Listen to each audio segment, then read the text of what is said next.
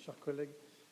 Sur les tarifs municipaux, on a eu un petit débat en commission sur les tarifs du stade de la Vallée du Cher, qui est un stade communal appartenant, sauf si ça a changé de statut dans les derniers jours, à la ville de Tours, et que la métropole n'a pas eu l'élégance de reprendre au moment des transferts de compétences. Et donc, dont nous supportons la charge complète. Or, si j'ai bien compris ce que me disait monsieur l'adjoint au sport, il va y avoir des tarifs différenciés pour les différents occupants du stade de la Vallée du Cher. Le premier occupant, donc c'est logiquement, pourrait-on le penser, mais visiblement pas, c'est le Tours Football Club, et donc la SASP, qui aurait un tarif de 77 000 € annuels, sauf si il y a une possibilité dans la note qui a été éditée par le ministère de l'économie et des finances et de la relance, que j'ai là d'ailleurs, on va en reparler, qui dit que ça peut être 10% du chiffre d'affaires du club, ou enfin on peut prendre plusieurs, on peut avoir plusieurs possibilités. Et donc peut-être que, je me suis renseigné auprès du club, leur chiffre d'affaires pourrait être cette année de 400 000, 450 000 €, donc le tarif municipal pour le stade de la Vallée du Cher serait de 45 000 €. Ils vont jouer cette année sur le stade 14 matchs. Bon. Ce qui va faire, en fonction de là où ça va tomber, entre 4 000 et 5 000 € le match. Très bien.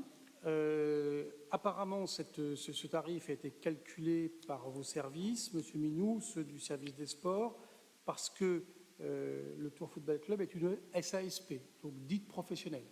Ce qui est contestable, puisque, que ce soit dans la catégorie professionnelle, puisque par ailleurs, il joue un championnat amateur, reconnu par amateur par A3F.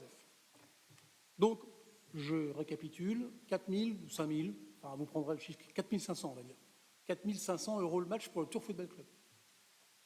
Et maintenant, il y a un nouvel occupant au stade de la Vallée du Cher, le club de Jouer-les-Tours, bon, qui lui, selon ce que nous a présenté monsieur l'adjoint au sport, n'est pas de 4 500 €, mais de 2 500 € le match.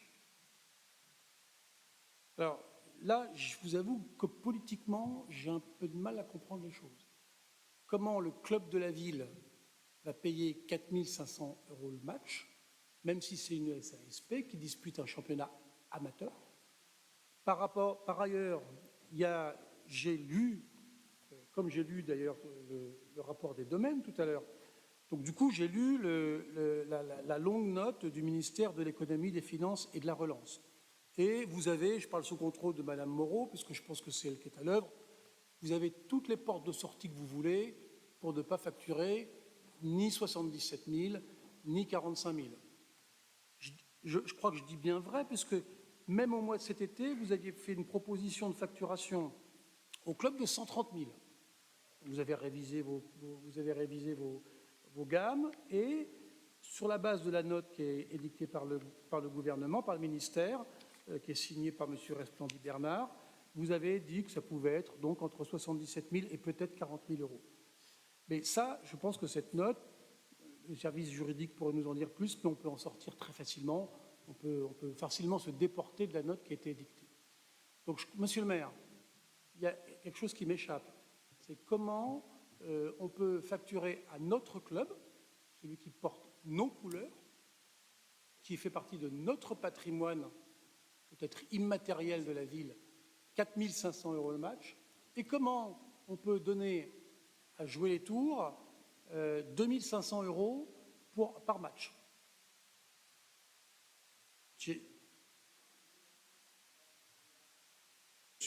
Monsieur Thomas, il a répondu sur les féminines et sur le rugby très bien.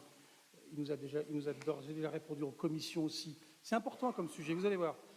En commission qu'il était passé outre l'avis des services techniques parce qu'il a pris une décision politique. Moi, je me demande sur quoi elle est fondée, cette décision politique. Parce que le 1er juillet, il y a un courrier qui est envoyé, qui est signé par M. Thomas, le 1er juillet, à M. Bédoyan, le président du club de Jouer.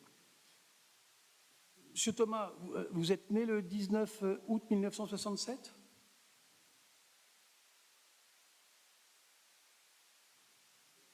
Non, je ne sais pas, c'est une question.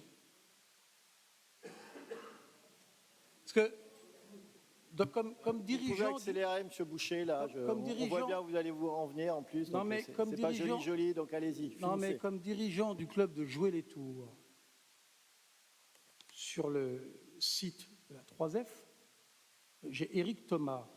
Je voudrais savoir si on parle bien du même. Je voudrais savoir si on parle du même. C'est pour ça que je demande, parce que Éric Thomas, c'est comme des Christophe Boucher, vous tapez dans un prunier, il en descend quelques-uns.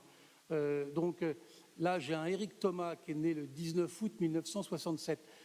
Je pense que c'est lui, parce que avant, il n'était pas dans le... Il y a tout son cursus à la Fédération française de football, qu'il connaît bien, et j'ai souvenir d'un Éric Thomas qui était dirigeant du FC Montlouis. Alors, il se trouve qu'il y a un Éric Thomas qui est dirigeant du FC Montlouis jusqu'en 2018. Et puis le même Éric Thomas qui est dirigeant du club de Jouer les Tours. Donc, ça m'ennuie que, pour la saison 2021-2022, ça m'ennuie que si c'est bien cet Éric Thomas-là, il nous ait fait un courrier signé en tête de la ville de Tours, pour le maire, l'adjoint délégué au sport, si on n'a pas... et il écrit à M. Bédoyan. Alors, peut-être qu'on peut se pencher, monsieur le maire, je ne sais pas si vous êtes au courant de tous ces sujets-là. Ok. J'imagine que... Et alors ?